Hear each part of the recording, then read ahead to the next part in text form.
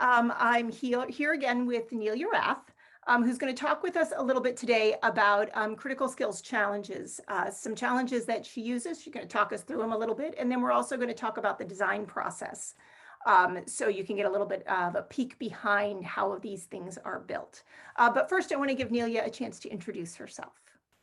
Thanks, Laura. I'm Nelia Rath. I'm the assistant head of school at the Riverside School, and I'd also teach our 8th graders their world issues and current events class. I like to call it just opinions class. I find our 13, 14-year-olds are so ready for that. Oh, yeah. I've been teaching since I graduated from Antioch about almost 20 years ago, and I am an instructor for critical skills courses. I also direct the Teacher Center here at Riverside, where we're trying to create more professional development opportunities for teachers in the Northeast Kingdom and the North Country, and much of that heavily supported by Antioch. Awesome. Awesome. So tell us about these. You have 3 challenges to share with us today, right? I do, and I'm going to share my screen. I'm going to start with my home team challenge. I actually used this. Are you seeing a file called Home Team Challenge? I am. I used this actually in a 6th grade advisory, kind of a 6th grade homeroom, but I think it would work great in a lot of different levels. I learned this one from Peter Epic, of course, at Antioch. And I find it's a great kind of community builder at the start of the year when you're setting up the systems for your classroom, for your homeroom, for whatever it might be, maybe a week or a month into the school year. So before presenting this challenge, the students would have done some work on getting to know each other and what they have in common and what they have different from each other, and would have created somehow groups in class that represent some diversity among them. Can I just interrupt and ask a question? Do you set those groups, or do you have like some control over who goes where, or are they student selected? How do you decide who's in which team? I think I've done it different ways, different times. There are times when it helps for time management or what we need to get done, or because of the challenge of the group, for me to decide what the home teams are going to be. With older, more advanced groups that are comfortable with each other and know a little bit more about how to give and take with each other and with what their preferences might be versus what the needs of the group might be, I could say, okay, you know enough about each other. Now your task is to get into 3 diverse groups or something in between. It might not just be one or the other of those. Maybe I would help by saying, there need to be some 12-year-olds and some 13-year-olds in each group. There need to be people whose names start with different letters in each group. I could give them some tasks like that to follow. And also, I think it's important for the audience to know that Riverside is a fairly small school. So the kids know each other really well, which allows you to, you have a little bit of community going into this. They're not really all strangers on the first day that they come in. For sure. And even if they were, as I said, I think this would be a challenge for later in the week or later in the first month of the year, after there's been some intentional work done around getting to know each other. This wouldn't be a first day of school activity, but it also doesn't make sense for it to be on the 100th day either. Yeah. Awesome. Awesome. Sorry to interrupt. Go ahead. No, that's great. And I think what I like about the creating of these teams, whether I do it or they've done it before or it's embedded in the challenge, is that then this is a tool that can be used throughout the year. So the goal of this is to create groups that we're going to come back to periodically, whether it's each week for community building and reflection and just kind of having your own little hub, or other challenges, or maybe they're going to become reading groups or whatever it might be. Your home team can then become a community tool that you're using all year. Awesome. And so in this challenge, go ahead. Oh, I was just saying, how does it work? I'm excited. So here I'm asking them to kind of create some identity as a home team. Now that they're in this group, I want them to create an identity and a common base and a common kind of home team that you each belong to. So this is just a fun, not academic challenge that they need to come up with a name and a logo or a symbol and 5 interesting commonalities and 3 recommendations for classroom rules that will guide our work together this year. Oh, that's interesting. So Maura Hart actually did a video for us on her give to gets process. And one of the things we talked about in that video was that that's one way to create classroom norms, but it's by no means the only way. And I like that this offers sort of an alternative to that. This is a different way to start that conversation about expectations for one another. Yeah, and as we talked about, a home team challenge could involve the students in creating the teams, or it could be that that part's done by the teacher in advance. You as a teacher can choose what, 3, 4, 5 bullet points you want to put in here that are going to serve your classroom better. So it might be part of building community and norms. It might be about, I'm having trouble thinking of other examples, but you can tailor the outcomes of the challenge to be the things that are going to serve your classroom. Yeah. And so they do this once, sort of towards the beginning-ish of your time together. So Yeah, either the beginning of the year, but not the first couple of weeks. right. Maybe within the first 6 weeks, you'd say? Yeah, yeah, Yeah. And then if the class turns over, if the class that starts second semester, then it would be within the first 6 weeks of that term or yeah, similar. Okay. yeah. Do you target a skill or disposition in this intentionally, or is this one of the earlier community building challenges where we're just working on community and sort of getting processes in place? So it's not as much about that. I think I probably go toward what you were saying, that it's not as much about the skill and disposition, but I also that, just letting them suss it out and enjoy making a logo and a name, and that is enough of a benefit in itself. That being said, I think it lends itself really well to some of the skills and dispositions. I think communication here would be great. Targeting making sure everybody has a turn to talk, that everybody's ideas are getting heard, that people are being listened to, that maybe there's a note taker, maybe there's some brainstorming that goes on. It could be really tied to communication. It could be tied to decision making. I'll speak to that more in the next challenge I'm going to show off. It could be tied to management, having some different roles in the group that then become their roles in their home team for a good chunk of the year moving forward.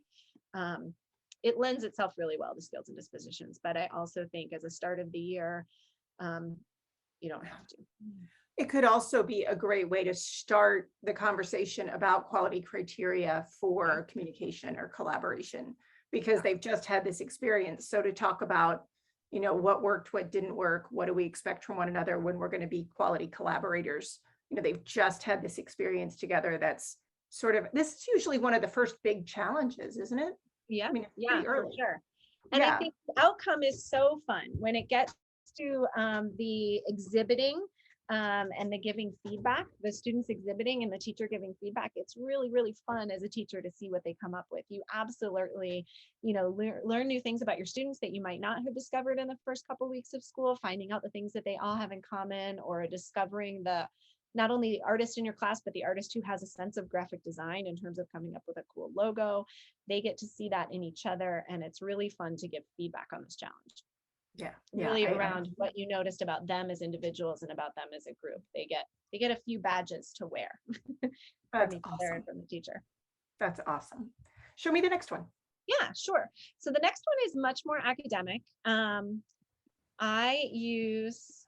I have to share again. I teach, as I said, 8th grade world issues and current events, and I use this challenge actually early in the year, in about the second week, when I want them to just consider, we're about to really dive into what culture means. We haven't yet defined culture. That's a word we're going to use all year long. And I also want them to start messing around with, experimenting with the idea of looking at culture objectively. So I ask them to try to define what American culture is, and to imagine that they're doing that for a group of refugees who've just landed in the United States. And it's nice to be able to connect that to Burlington, Vermont actually being a refugee relocation site. Of course, it was very much in current events this year with everything that's going on in Afghanistan, and our governor writing to the president and saying, please send us refugees. So it was interesting to be able to connect those things. So it's a scenario challenge early on, which is bold. Yeah. But I find that because the intent of it for me is to let it be messy and let them explore these ideas and get a sense as a teacher of how comfortable they are thinking about these ideas. I'm getting a sense of what they talk about at home and what they talk about around the dinner table, and whether they have experience with the idea of a refugee or culture. It's okay. I think that it's bold. I kind of want this one to be messy, and it doesn't come out perfect at the end. It's using a challenge not as an assessment at the end of a project, but as a way to dive in. So the challenge itself is kind of an engagement. Does that make sense? It totally does. And, I think that one of the things that we find, especially with beginning critical skills teachers or teachers that are new to these kinds of pedagogical approaches, is that they think they need to teach everything the traditional way, the way they've always taught it. And then the challenge is sort of the icing on the cake at the end. And they don't always recognize that the challenge can sort of take the place of the traditional instruction, and you can always sort of backfill the stuff that kids either get wrong or that they don't discover on their own. I read someplace that people, when left to this kind of instruction, when they engage in this, something like, I may not have this number right, it's 65%, 75% of the content that a teacher intends to teach, people will discover on their own Oh, with the right kind of PBL, if yeah, they, or the right kind of learning experience. And that when a teacher actually sort of does the push out front load, here's everything you need to know, they actually retain less right. than when they discover it themselves through an experience like this. So it totally makes sense. I think you and I were having another conversation about chunking challenges and reading informational text. And this is a really good example of a challenge that's pretty beefy. These are eighth graders. This takes them about 15 minutes to read actively. And I'm looking, I don't know if you can see what I'm highlighting here, but this Uh-huh. paragraph that has Yeah. the bold sentence at the end, that's really where the what they have to do is listed. And as an example of somebody who's been reflective and tried this challenge a lot of times and not had the students do quite what I was expecting or hoping they would do with it, one of my redesigns was this bold sentence here. Um, I found that in their final presentation, they were just making a list of values and history and customs and traditions and stereotypes and Vermont. And I really was looking for them to start to sense of how in culture those things are combined, they're woven together. And so last year and this year, having this bold sentence in here saying, I don't want one slide on stereotypes, one slide on values. I really want to see you designing your final presentation around where the connections between these things are. And I found that in the coaching phase, I still had to keep taking them back to that. Even actually when we were chunking, none of them pointed out that bold sentence when we were first reviewing the challenge. And I said, what do you think I think is the most important part of this challenge? And eighth graders were like, oh, she put something in bold. We should probably pay attention to that. Probably important. And then as they were working on it, and this is a very short challenge. This is, I present it and they work on it in one class period. Maybe they work on it or one or two other class periods. And I also expect them to give themselves a little homework and then we're presenting it, So it's like 2 or 3 class periods total. Wow. So Um, basically, how long are your class periods? 45 minutes. Okay. Yeah. So Um, not a ton of. so, and even during those 2 or 3 days when I would find them planning their slideshows that were still just a list, I would say, what part did I think was most important again? That was really one of the quality criteria that we were coming back to, was looking for those connections. Mhm. I also, in terms of the other skill that's embedded here, where's my paragraph about what you need to do today? Oh, here we go. Within your group, you're going to need to narrow down your ideas to what the best, most illustrative ones. I'll be listening to your group today to hear why you've chosen the details you have. And I'm sorry I didn't prepare the other document to share, but I actually have like a decision-making tool where their note taker keeps their brainstorm and then says, we chose this value or we chose this stereotype because. And I'm looking for them to just start that reasoning that I want so much for them in opinions class. We chose this because we think this because. And do they turn that into you? Just at the end of the class period, yeah, one per group, I take a look over that and make sure they've given some good evidence there. A lot of it though is through my observation. Yeah, this it reminds me of there's a challenge we do sometimes during the institutes, the essence of the model, which Yeah, asks people to take this big thing and sort of boil it down to its key ideas. And for a long time, we struggled with that same thing. We would get bullet points, but people weren't really like pulling it together. And that's when we added the piece around the bumper sticker or the slogan, right, because we figured if they could boil it down to a phrase, right, or a couple of sentences, then we knew they had synthesized it into something. Because it is, anytime you ask people to sort of analyze something, analysis is always taking it apart, right? right. And so when you want them to analyze and then synthesize, that coming back together is always, I feel like, the hard part. I think synthesis is actually above analysis on the Oh taxonomy yeah, even. for sure, for sure. Yeah. I'm going to jump to my third challenge. I'm a little short on time here, but the last one I wanted to show you, excuse me while I share, is actually an individual one. It's not a group challenge, and it comes at the end of my little culture unit. Oops, did I share the same one again?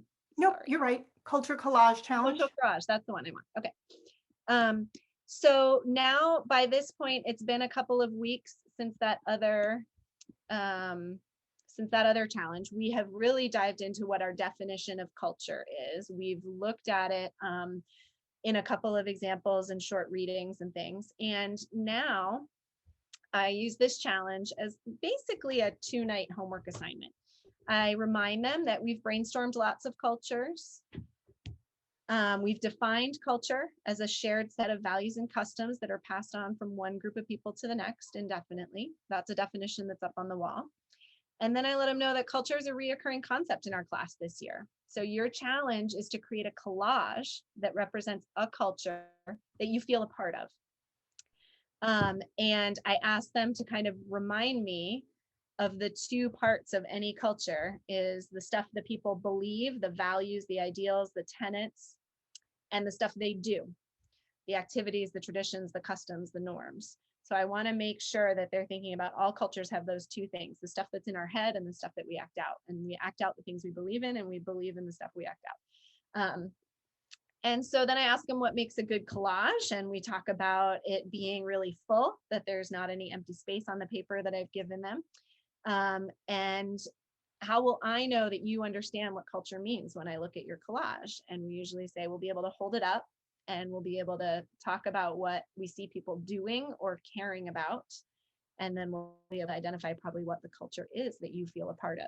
And for my class, they actually don't have a textbook. It's a series of photocopies of resources from different places. So this collage gets laminated and becomes the cover of their textbook. So they have it all year, which is a really fun thing. And I remind them here at the bottom that, you know, magazines are hard to find these days. A lot of students aren't making collages by cutting from magazines. If you want to image search on Google certain things you know you're looking for and print them out and cut them, that's absolutely okay. Or using photographs from your own life. So I find this is another, you know, because this happens still in September for me. It's another great way to get to know the students. We're embedding some community building in here around what their ideas are and what they care about. You get the culture. This year I had one that was a Christian culture. I had one that was a writing culture. I had one that was musical theater culture. I had one that was team sports culture. So obviously those are very broad in terms of whether or not they fit the definition of culture, but I find that it's just right for connecting middle schoolers with who they are as individuals and what they're starting to identify with this real thing that we're studying in class that really matters. And if I can see that they've got activities and traditions on there, then I feel like this is a good assessment that they've understood that definition. That's awesome. That's awesome. Yeah. And so do they present them? They tend to just hold them up and show off the pictures that are in it and talk about what's in it. And then we try to guess what the culture is that they're representing, which usually isn't too hard. Also, because they've been talking about them in between and brainstorming together and cutting out pictures together and things. So they know. But then they're literally carrying it around, you know, from what we have as cubbies back and forth to class every day and then showing it off and seeing it that way. That's awesome. That's awesome. Do you have time to talk just about maybe one of these through the lens of the experiential cycle, the snail, or are you out of time today? Absolutely. Do you want to share that snail? Yeah, if I can. Just take me a second to pull it up. There we go. Can you see that? Yeah, I can.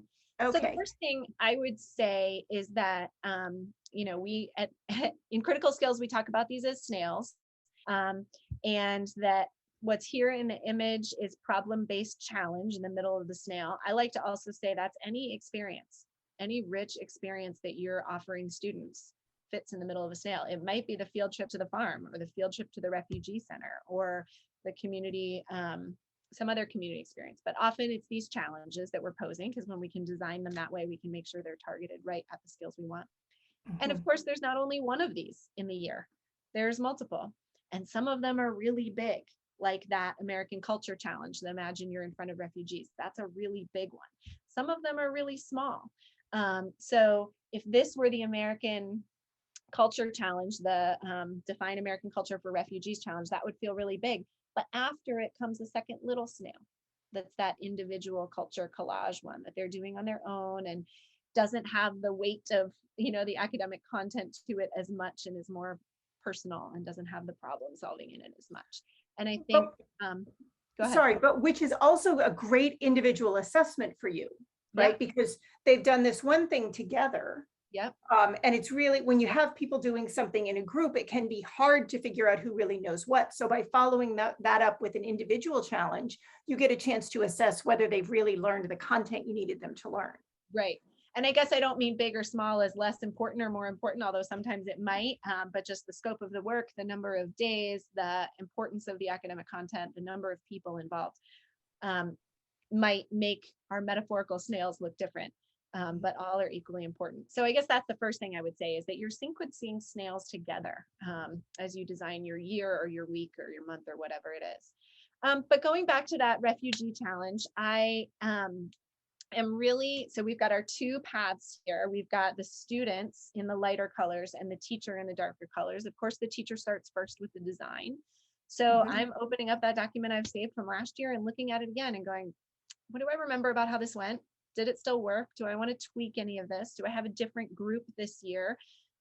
Is there a different headline going on right now that I can connect this to? Because I'm a world issues and current events teacher. So I start with just being ready to change what I did last year. Sometimes, of course, when I'm finishing, I'll make notes in the document for what I want to do differently next year. And then I engage the students. This is because that home team challenge I don't usually use in this class. This is probably the first challenge I'm showing them. So just the fact that in the second week of school, our teacher's handing us this piece of paper that looks like an assignment, for my students is engaging enough.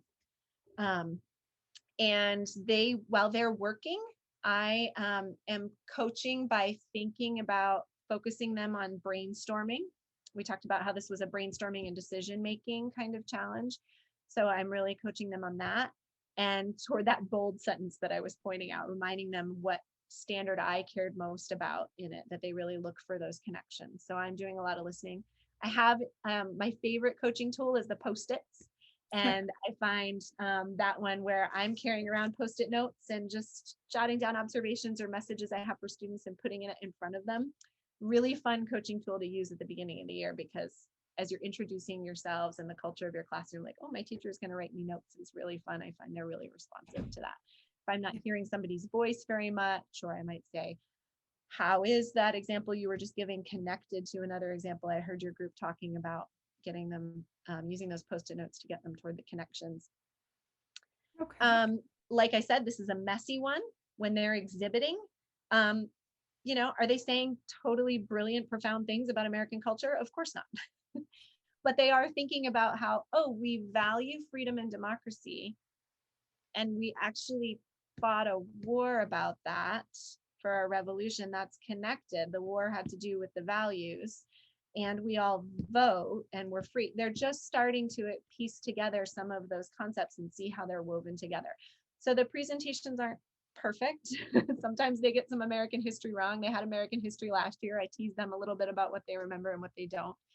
But I'm just looking for them to try making those connections and messing around with it. So I would say the exhibit is messy in this one, and that's okay. That's what I'm looking for. Our debrief is really a conversation around where did we see those connections, where did we not.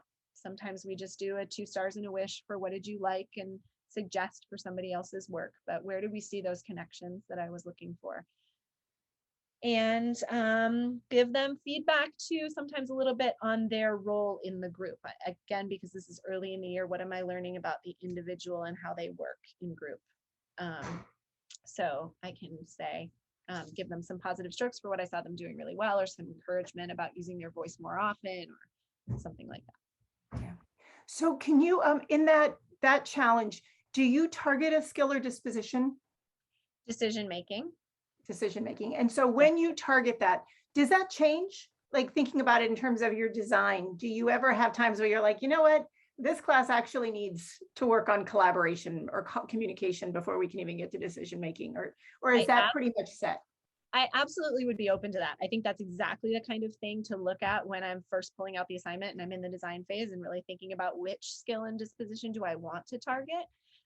Because I'm pretty consistently doing this early in the year when I haven't totally figured out the group yet, I find that the decision making is a good kind of general one. It's a skill we're going to use a lot during the year. That's a good place to start. So I tend to stick to it, but I would absolutely be open to changing it. And do you make quality criteria, or, here's what decision making looks like and sounds like, or here's what I expect to see? Do you make that before, or do you do it after as part of the debrief?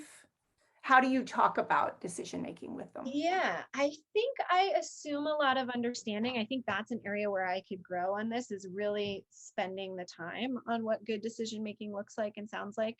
That would be a good next step for me. I think I've assumed that they understand it, and often um, I have to remind them, like, well, wait, tell me how you decided that you were going to choose American Revolution as the important historical event as opposed to the civil rights movement or something like that. Getting them to refocus on their reasoning is a place that I'd like to spend more time. Well, I'm sure at this age group, some of our decision making is who talked loudest or who wouldn't give up. Absolutely. um, Absolutely. and then the knowledge understanding piece that you're really focusing on this is just the idea of culture, getting to a definition and a shared understanding. Yeah, and beginning it, because the idea that culture is made up of values and traditions and has history that impacts it and has stereotypes that are perceived about it, and that Vermont culture is not the same as American culture broadly. There's overlap there, but there's difference there. I don't even get to really our definition of culture out of this challenge. It comes later, but we start to get familiar with some of the words like values and history. So when you finish this challenge, one of the things that we talk about is that a whole school year will, if you stayed with this loop model, it looks like the top of those Hostess cupcakes, the Yep. doopty doopty doopty, but one done very badly because the loops aren't even and there's space in between. What happens after this challenge, but before the individual challenge? Is there anything that happens in between those, or is it one right into the other? No, absolutely. There's a wonderful 2-page reading we do about a woman visiting China and haggling in a gift shop and talking about what their stereotypes are about each other. And she comes to this wonderful realization. Hi, my daughter's coming in the room, but can you please sit in the kitchen for 1 minute? Ouch, I'll be right in. Yes. Can you? Sorry. No problem. Hey, everybody's got lives, right? Everybody's busy. Everybody's got lives. Okay, if you could take that out into the kitchen, thank you. They come to this in the story of the Chinese woman in the gift shop. They come to this wonderful understanding where she says, "I never thought of myself as an American until I was outside of America, and then I have to realize that that is the identity that I carry with me when I'm in other places." Then we watch a wonderful video by, it's a TED Talk by the author Michelle, Adichie is her last name. Sorry, I'm getting my authors confused. And she talks about the danger of a single story. Oh, I love that TED Talk. Yeah, we'll link to that. We'll link to that here. Yeah, it's such a great orientation to culture. She's a beautiful speaker. She's an author. She's, from Nigeria, but has a wonderful sense of American culture and still these great stories about the single story, which is really talking about stereotypes. And I find that phrase really resonates with my students, and it keeps coming up all year long. And they say things like, "Oh, you're using a single story. That's not the whole story." It's really great. So we do a couple of things like that, readings and videos and conversations, and a couple of current events, which this year happened to be about refugees from Afghanistan. So that was really fruitful. And then we do a brainstorm all the cultures you think you're a part of. Brainstorm all the cultures you can think of and in a group, and using the brainstorming facilitation of I pose the question differently to keep their list going. Cultures that celebrate the environment, cultures that have rituals, cultures that you feel a part of, cultures that are within Vermont, right? And they get their list going. And then I say, well, looking at those lists, what's culture? What is it that all those things have in common? Can you come up with a definition? And they do it. They get there pretty well to this idea of traditions and activities and things that we do, and values and tenets and beliefs and things that we care about. Can I ask you one more question? And Yeah, it's a for hard sure. one. Okay. So as soon as we start talking, especially now, right? The climate that we live in is complicated, I guess Mhm. is the diplomatic word to use these days. So what do you do if in these conversations, kids bring up things that feel racist, homophobic, sexist, ableist? How do you work with that? Because those are difficult conversations to have, especially with this age group, because you don't want to shame, right? I mean, you want to keep everybody safe, but at the same time, keeping everybody safe means also keeping kids safe who may be hurt by those stereotypes. So, I mean, I guess first, has that ever come up for you? It has a little bit. I think, and this is an area where I feel fortunate to work in an independent school because we can put right out there in our marketing materials and in our philosophy to say, we believe in equal rights in all of these areas. We believe in students being able to identify their gender. We believe in racial justice, all these different things. And so I have that pedagogy, and I have my team at my back to sometimes be able to say, that speech isn't okay here. And that's not what we believe in that we're going to be talking about in this class. I wouldn't start out with that kind of ending statement. I'm still going to take care of the students and guide them toward that by, well, why do you think that's true? And what if? And have you ever thought about it from the other perspective? Mhm. And try to really, because my class is an opinions class, it's about refining your arguments and your ideas. And I find that 13 and 14-year-olds think that they have really strong and really important ideas, and it's really not hard to throw around their thinking and find holes in their logic. Yeah. And that's what I love about it, because it flips them right over and they go, oh, well, okay, I guess, yeah, I need to keep thinking more about that. Or, oh, I guess you're right. Or they come up with some false logic. So we work through things a little bit where I try to just help them form opinions that are more informed. But then when it comes to things that I really believe are wrong and my school really believes are wrong, I can stand on that too. Yeah, well, and having that, the danger of a single story as part of their early experience, pointing back to that, it reminds me, this is funny, this is like the third time today that this has come up, but Byron Katie's work around the questions. I Mhm. don't know if you're familiar with her work, but one of the first questions is, what is the story you're telling yourself Right, about anything? And then the second question is, what if that's not true? right, And I find that using those questions to help people unpack beliefs can be really interesting, because a lot of times people never take the moment to think, well, what if that isn't true? Well, right. what does that mean for me? What does that mean for them? What does that mean for all of us? It can be really opening. But yeah, and the other thing, going back to culture, you have this great school culture, right? You know who Yeah. you are, you know what you believe, you know what you do. And that really can make all the difference. So Nelia, thank you so much. I hope that we'll be able to get back together and talk again about some other facet of your work. You have so much good stuff to share. And I know that we've gone over time today, but I just can't thank you enough for taking the time to be with us today. You're welcome. And I'd love to hear from people who watch these videos. So please reach out, ask questions, keep the conversation going. Okay, thank you very much. Have a great day. You too.